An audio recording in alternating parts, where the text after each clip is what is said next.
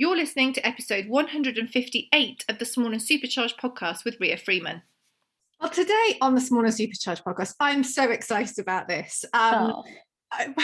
Bless you. So this is Lauren McDermott, who you may also know as her previous Instagram name, which was Hunters and Heels.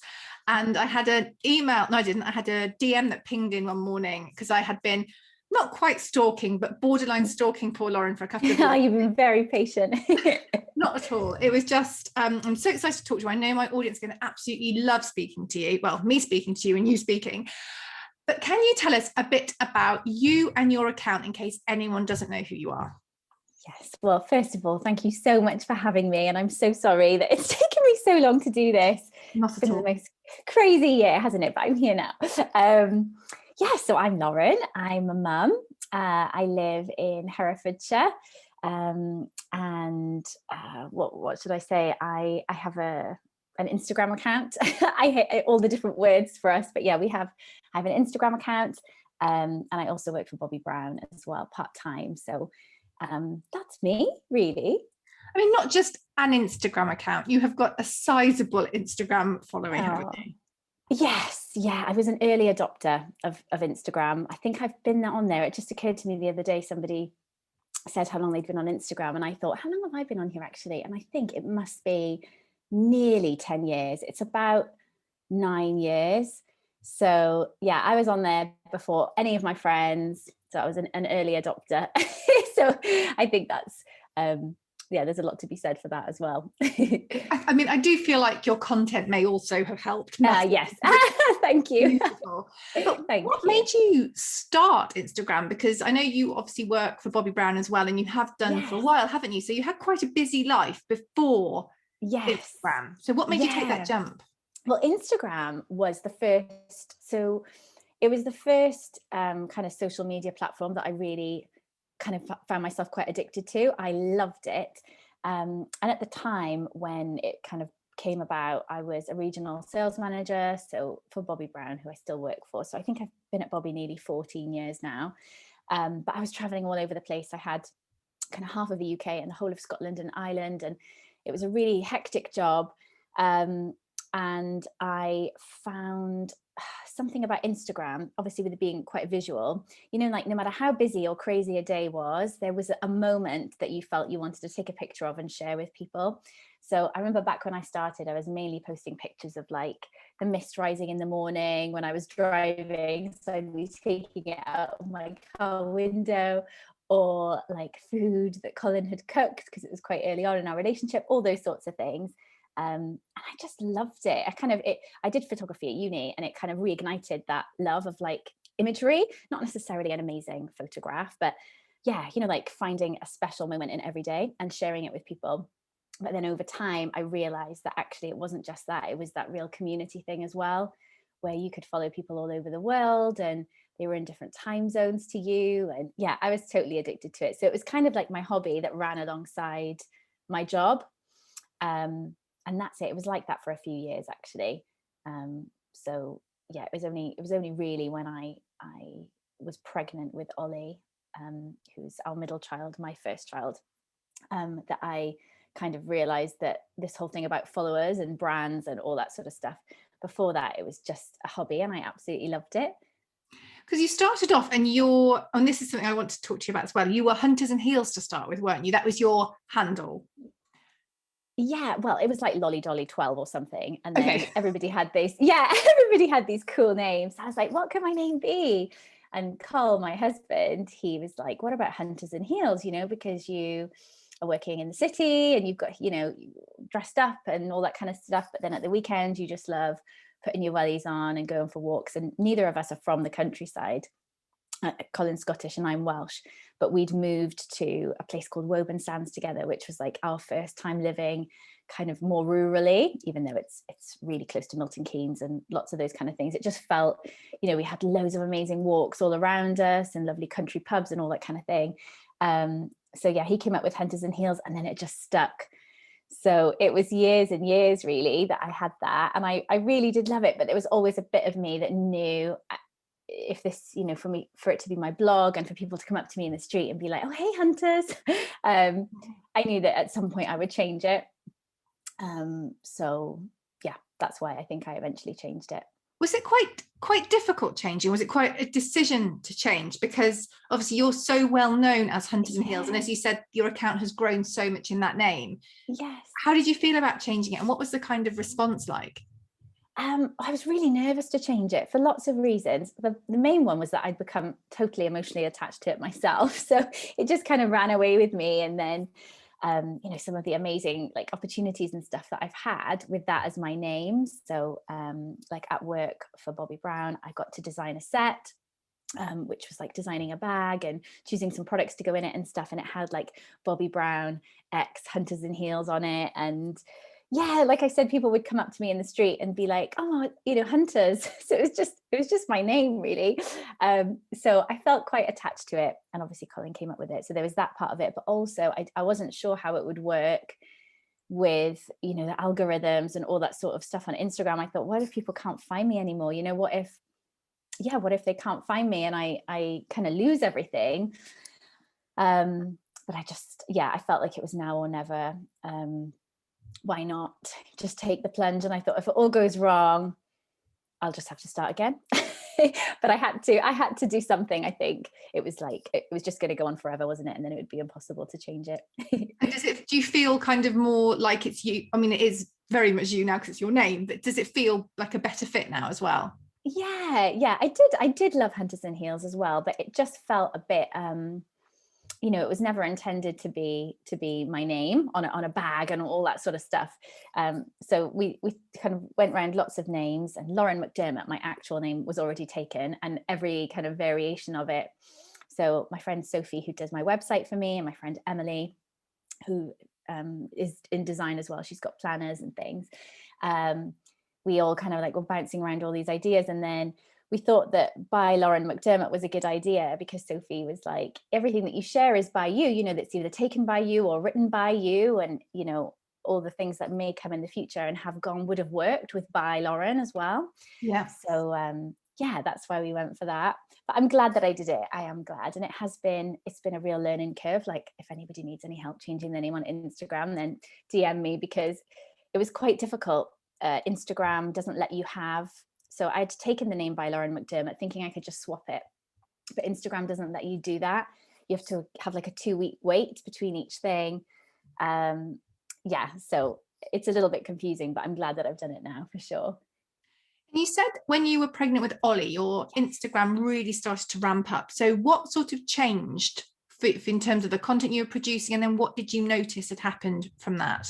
Yeah, I think personally, that's really when I found this whole community on Instagram that I love so much. And I don't think that, I mean, perhaps I'm wrong, but I don't feel like any of the other social medias have that like proper community. And at the time, Instagram was all in chronological order. So I would wake up in the morning and the people that I followed in America would be like having lunch. And, you know, it was all kind of this, you could see things happening in real time, which was lovely. And then being pregnant, and actually at the time doing a really busy job and not really having time to hang out with my friends at work. You know, I was kind of going from a different city all the time, and being quite far away from my friends at home who were all in Wales because we'd moved by this point to Cheshire. I found this sort of like this comfort from other mums on there and sharing my experience, and people would comment and sharing their experience. And I think it was even before the days of DM, perhaps that came later, but it was just this really lovely community. And that's when like kind of it went from being quite a personal account to something bigger, I suppose, something that felt much broader. And yeah, it was really fun to sort of document my journey into motherhood and my pregnancy, and even more than actually when he came. And you know, those first few months of motherhood are quite overwhelming, and I had 100 questions, and it felt like I had all these friends in my pocket who could help me, who were going through something similar. And sometimes I'd post in the middle of the night, you know, I'd have had a picture taken from that day and I'd be up breastfeeding or whatever, you know how it is. And then I would post and I'd see people commenting from the UK that had also just had a baby. We were all up in the middle of the night on Instagram. So yeah, I think that's when it really changed. And that's actually also when I started my blog. So I started my blog right before Ollie was late. He was kind of had gone over my due date. And so I think I did 3 blog posts in that little time that I had between maternity leave starting and him arriving. Yeah. And how do you sort of find that they run alongside each other now, the Instagram and the blog? Or yeah, do you know, I wish that I had more time for my blog. This is like my goal, is that the blog would be like a more personal space, I suppose, that I'd be able to share things in more detail and you know, have that kind of community feeling on my blog as well. But the reality is that I feel Instagram is so busy. It's so hungry, isn't it? You know, like there is always, I wouldn't want to miss my friends' posts. I wouldn't want to not engage with other people's posts. I wouldn't want to not reply to DMs and comments. So I just find that alongside general life and work, the blog keeps getting put to the back, so that's now that, you know, the world's kind of opening up again and things, life's going a bit more back to normal and children are back at school and nursery, that's my goal, is that I can actually start writing a bit more and doing that sort of stuff. I hope I can. I keep saying that to myself, and then another week goes and I'm like, yeah, still didn't do anything on the blog. It just gets so yeah. Now you've obviously, as your account's grown and grown, you've been working with lots of different people, and I think what's really lovely about your account is that you work with some quite small businesses. Yes. And you work with some amazing causes. You collaborate with people to really promote causes that are close to your heart, and you also work with much bigger brands as well. So can you talk to us about maybe how your first collaboration came about, and then things that you've done that you've loved and just blown your mind a little bit? Yes, cool. That's a great question. Okay, so how it came about, first of all, was really, so like I said, it was really before the day. I didn't know anybody who was making money from Instagram at all when I started, apart from Rosie Londoner, who I still adore. I love gorgeous. her. I love her. She's gorgeous. I love her, and I feel so, yeah, it's so lovely that she's still online and still doing it, because I remember discovering her when I was really new to Instagram, and just thinking it's so nice to have all of these recommendations from somebody that I feel I could be friends with, you know, like restaurant recommendations and, you know, clothes or anything like that. It was so different to reading a magazine or seeing an advert on TV or anything like that. So I felt like, she's my friend. I really enjoy following her. I found so much joy in it. And actually, she's definitely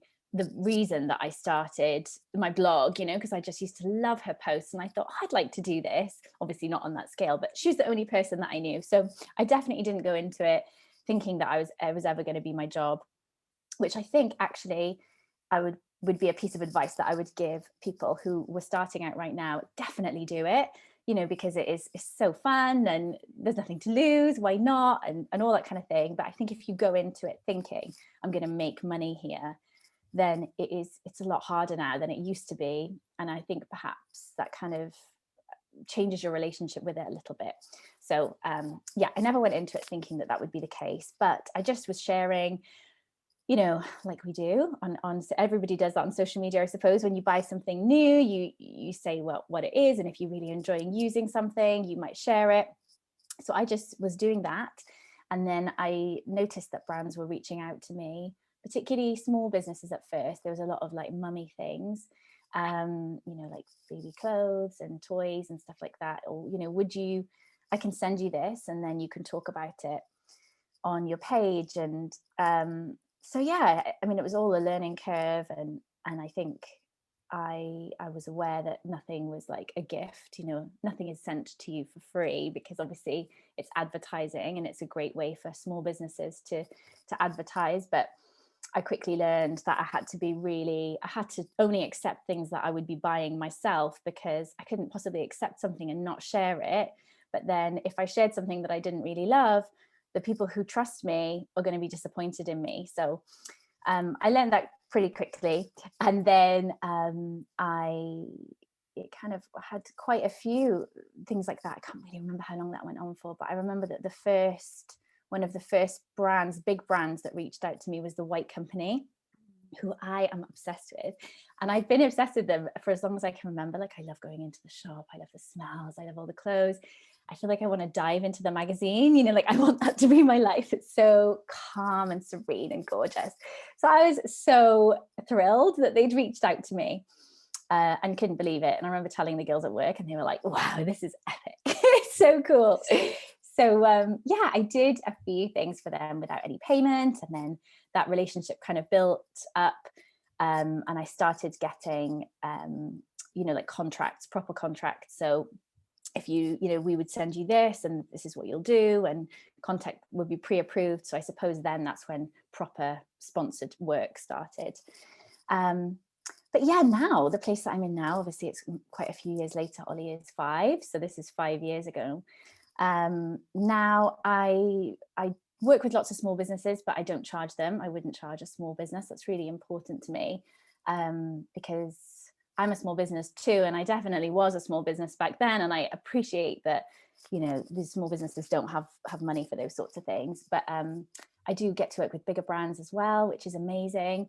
And yeah, I think that's it. And in between just all the things that I buy and might share or not, or but yeah, it's lovely. I feel like I really like the way that things are now. I have obviously my job at Bobbi Brown, I get to share about that, and a lot of the brands that I work with I end up working with on a longer term basis, which suits me perfectly, because that's how I shop. I'm quite a loyal customer, so I tend not to kind of jump from lots of different products, and if I trust a brand, then I tend to stick to it.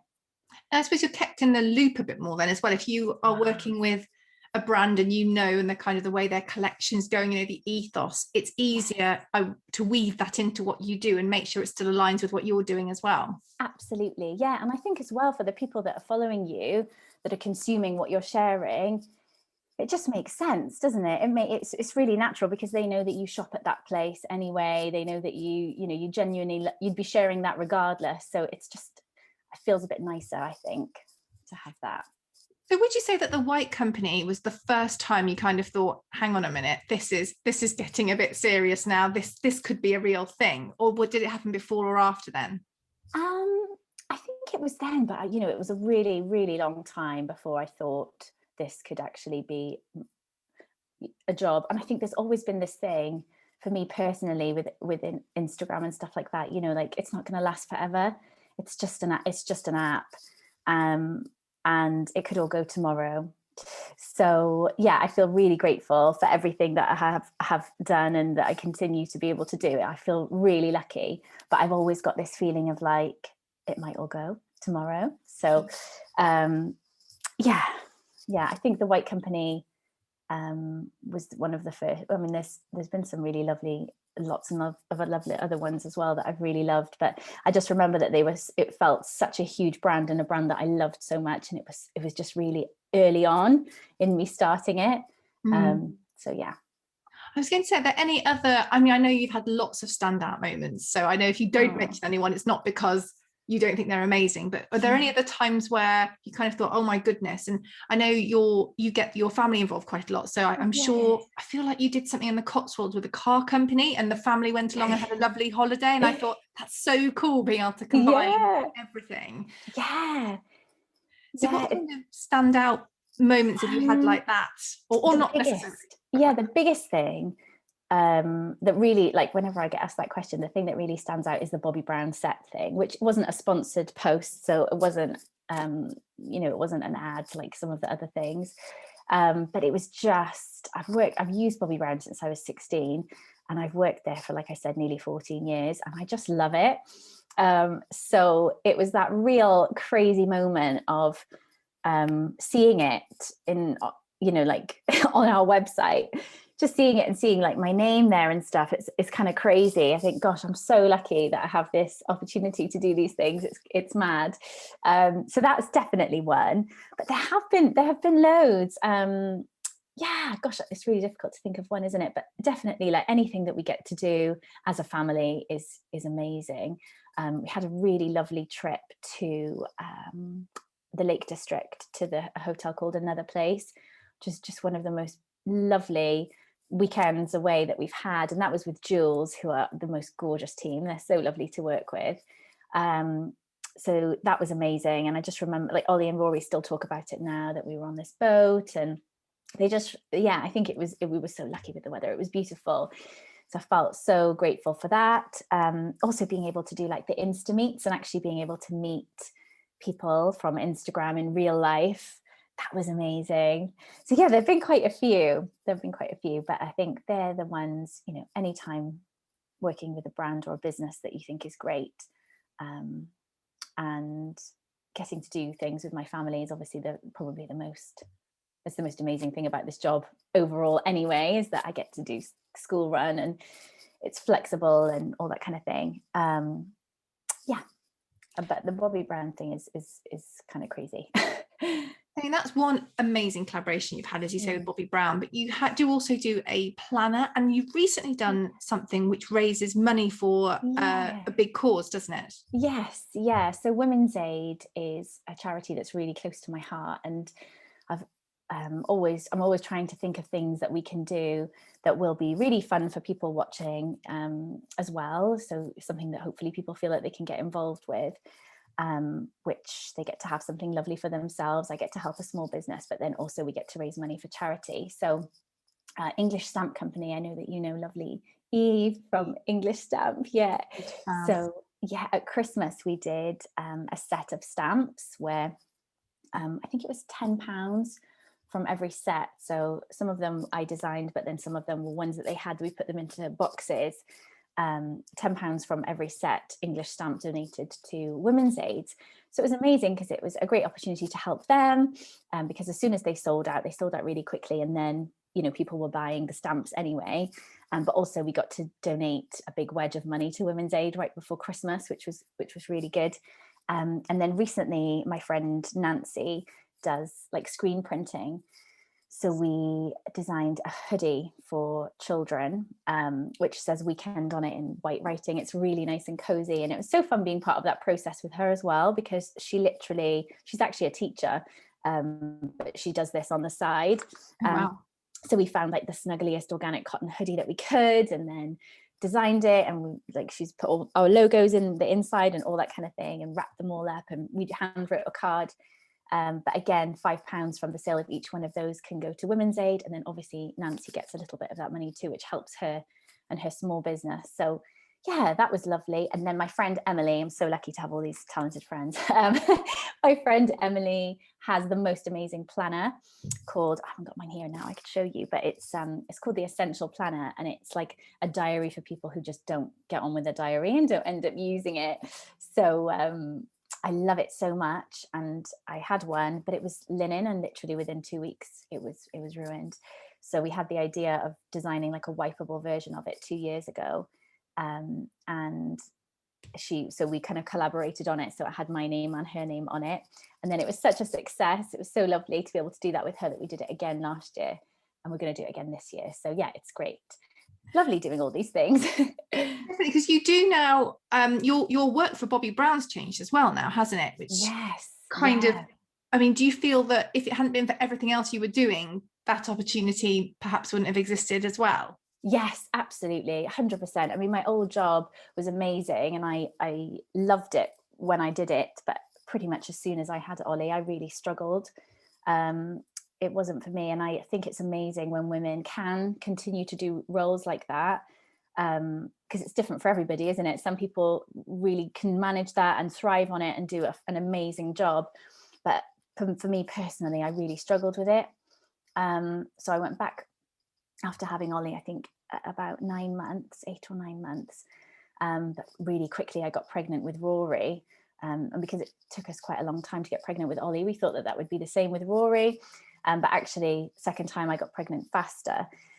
So I wasn't back for very many months with Ollie, but I kind of knew then that I wanted to go back, but it had to be doing something else, because that wasn't sustainable for me to be away from home as much as I was, because it was like many nights away from home. It was such a huge region.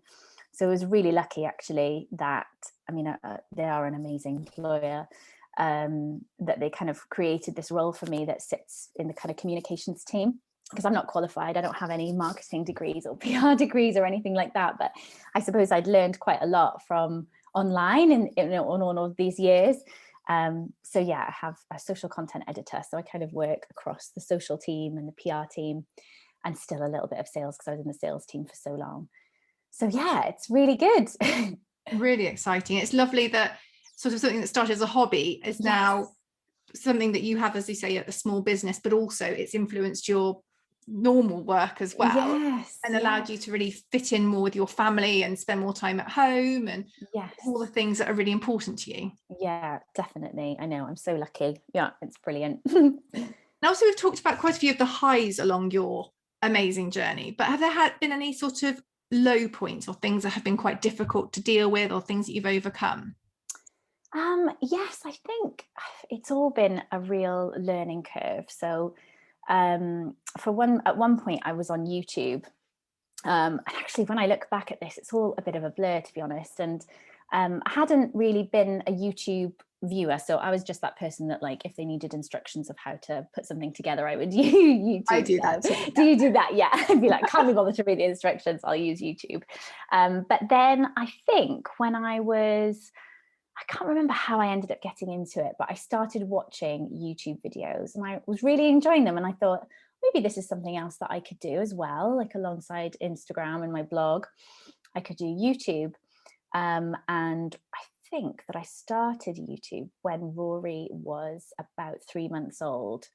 And probably actually a lot of the kind of motivation for it as well was to see if there was something that I could do, if outside of, what if Bobby Brown had said to me, there is no job, because that, there wasn't a job really that I could do part-time, and maybe there's a way that I can make money doing this, so that means that I can support our family without having to go back and do that job. So I think that's what started it. But I did YouTube for a while, quite a few months, but I found it, actually, it was only when I stopped doing it, I found it a little bit too invasive for me. I felt like I was sharing things on there that I wouldn't usually share that much online. That was one of the big things. Almost like finding that balance between sharing things online that you're, sharing little snippets and things like that of life as a family, but not necessarily like, this is how we look first thing in the morning, this is how we, so there was that side of it that I started to feel a bit uncomfortable with. And then also it is really time consuming. Well, I was really slow anyway at editing videos. So filming videos, editing videos. I felt like it was only once a week. So I don't know how these people do like daily videos and stuff on YouTube. It's incredible. But I just felt like having the tripod, and I just felt like I wasn't being present. So I stopped that. And I'm really glad that I stopped that when I did, because as soon as I stopped it, I thought, oh, I'm glad that I don't do that anymore. Yeah, so I suppose there's been quite a few little things like that. And also perhaps changing the way that I work. Like I was saying about, I wouldn't accept payment from a small business, that kind of thing.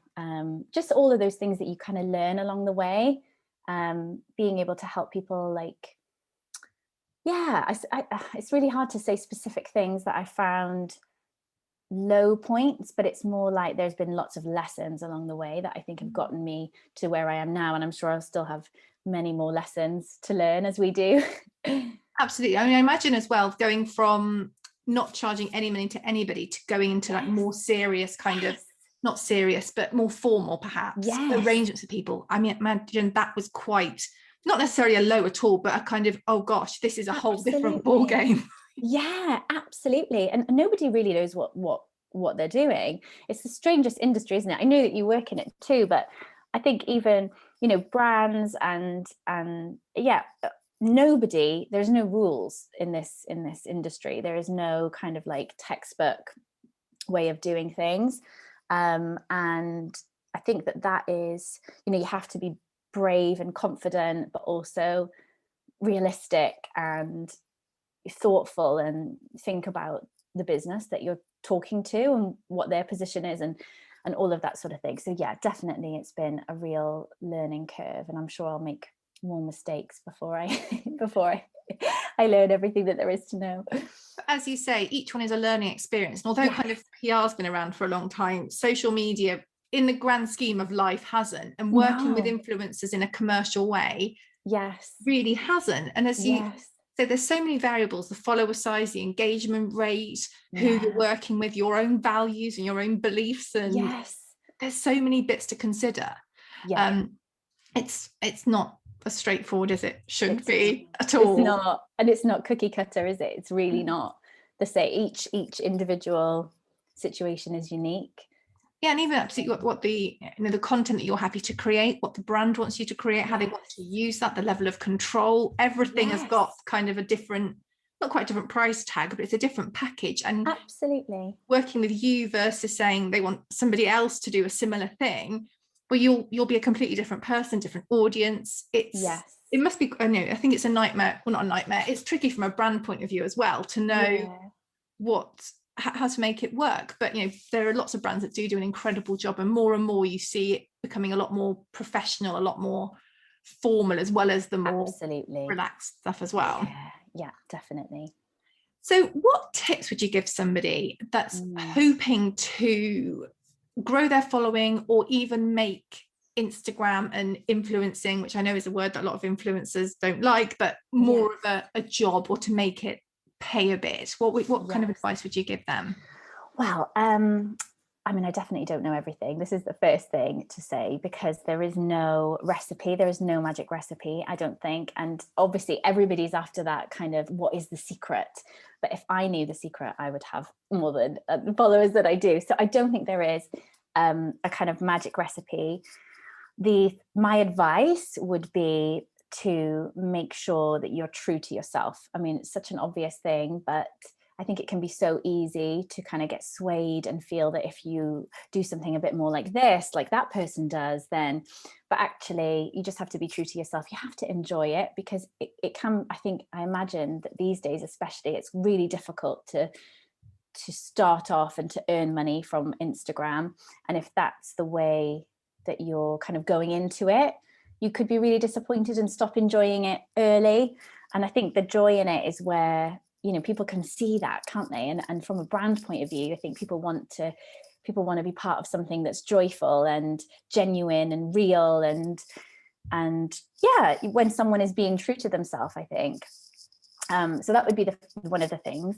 And then again, it's not, I see lots of people that are massively successful that don't do this. So again, it's just from my personal experience. The thing about Instagram that I love so much is the community, whether or not my post is sponsored, or if it's just chatting on stories or whatever it is. I think I really love to engage with the people that are there, because I'm so grateful to them for being there in the first place, but also because that's kind of what it's about. And I think it's a two-way street. I can learn as much from other people. I'm recently started growing flowers. I have no idea what I'm doing in this cutting patch, and I've learned so much by having all these friends in my pocket, that every time I'm like, I don't really know what to do, which bit should go where, and then I'll get all these DMs being like, this is what you've got to do, or this is who you should follow. Or so I think engaging with the people that follow you is so important, and responding to comments and following through. So for example, if I was to work with a brand and there was an issue with customer service at some point or anything like that, I would always make sure that I was chasing the brand, like this person is waiting, all of that sort of stuff. Because I think there's a trust there. If somebody's bought something on my recommendation, I want to make sure that they're happy with that. And I suppose thinking about it as friendships, but also it is a business ultimately, isn't it? If I'm getting paid to do something, so make sure people always feel like they're getting the service that they should get. And what do you feel about sort of what you share? Because I know that when you mentioned then about YouTube, feeling it was very invasive, and some people are scared about sharing their whole life. And there's a brilliant lady called Jasmine Starr, who I'm sure you know, and she says, if you wouldn't be comfortable telling somebody sat on a plane next to you, it don't put it on Instagram. And I love that analogy. But what kind of do you have that you go, yeah, I'm not sharing that? Or is there any kind of things that you have that make you more confident in what you share or what you don't share? Yeah, I've heard lots of things like that. Like if you wouldn't shout it out into a room full of people, then don't put it on social media. But again, I'm always nervous about saying these things because everybody has their own, people do what they want to do online. And I think that's really important, is that like, it's their online space. They can do whatever they want. But yeah, for me personally, I really love sharing the children, not like the ins and outs of their life or, how things are going for them or, anything like that really. So no detail about them. But, they are like my whole world. So for me it just feels completely natural that they appear on Instagram every now and again, but it's not, especially as they're growing up, it's not about them anymore so much. It feels like they will, I guess, have their own school life and all that kind of thing, and will appear less and less. Like my stepson Arch, he is in high school now. So he'll have his own, he doesn't have it yet, but his friends have got Instagram and he'll have Instagram soon. And I feel like I do not want to cramp his style. So he's always happy to be featured, but he also is like, no, maybe you're right, actually. I don't want to be kind of in your cheesy pictures. So yeah, I suppose it's just finding something that you feel comfortable with, isn't it? And also in terms of like with sponsorships and things like that, I've learned, this is another thing, is that even if you really love a brand, so I'm going to randomly pick something like washing up liquid. So I always use Ecova washing up liquid. I really love it. I think it's amazing. But if they came to me to work with them, that isn't going to fit. So even though it's a great brand and I love the product, it isn't something that is going to feel organic. It's always going to feel really kind of like it's standing out as a quite of a random post on my feed. So yeah, I suppose learning how you feel about sharing anything. So what sort of things do you want to share? What feels natural to you? And just making sure that you're never sort of putting yourself in a position where you're pressing publish on something and feeling anxious about that. Yeah, no, I think that's a really good point. As you say, we don't share all of our lives on social media. We've got to be comfortable what we share, but as you say, it would, it would be strange if I were to share a cleaning product unless it was connected to a customer of mine who's very sustainably minded, and then I would link it to her, but it would be odd for that, even though it's something that I do all the time. Exactly. You've got to be comfortable in the fit, haven't you? Yeah, you've got to feel like this is natural, this feels organic, this feels like something that I would talk about. So another example of that is that I work with Modibody, who are amazing, by the way. They're like period pants. So they're so good. I feel so passionate about it. I've got all my friends on them now, so it's good. But I wouldn't feel myself personally comfortable posting a picture of myself in period pants on my feed. And it's not, I think it's great when people do it, and it should be done, but I know that I would feel incredibly uncomfortable doing that myself. So when I work with them, it's usually stories or like a Q&A or something like that. There's just a different way for me to get that message out without making myself feel really uncomfortable. And so, yeah, I think just personally for me, it's like, I feel that I know. I can imagine, yeah. But that's a really good example as well, because you're still working with that brand, but because you're honest and open and upfront with them, you can make it work in a way that I'm sure they do well from it, because you're still promoting their product and explaining it and talking about it, but you're doing it in a way that you're comfortable with. So everything benefits from that. Yeah, definitely. Yeah. Well, that's been amazing. If nothing else goes well today, I'll be thrilled. But can you... I said, I'll be thrilled that that's been so good. But can you tell us all the places where people can find you online, please? Yes. So I am, where am I? So I've got my blog, which is neglected. So bear with me. Maybe by the time this goes live, I can do a post. That'll be my, there we go. That can be the challenge. I will do a blog post. So I've got my blog, which is by Lauren McDermott, and by Lauren McDermott on Instagram. I've got Pinterest, which I love. Do you like Pinterest? I do. I need to use it more. I do like it if I'm looking for inspiration for anything. Yes. It's the place to go. Yes. Yeah, I really love it. And I don't upload my own images to it. I don't use it in that way, in the same way that, you know, the other platforms, but I just love it for inspiration and kind of mindless creativity.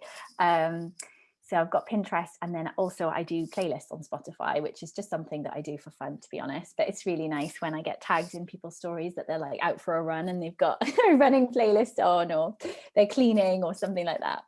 Yeah. Thank you so much for joining me today, Lauren. It's been amazing. Thank you so much for having me. It was so fun. Thank you.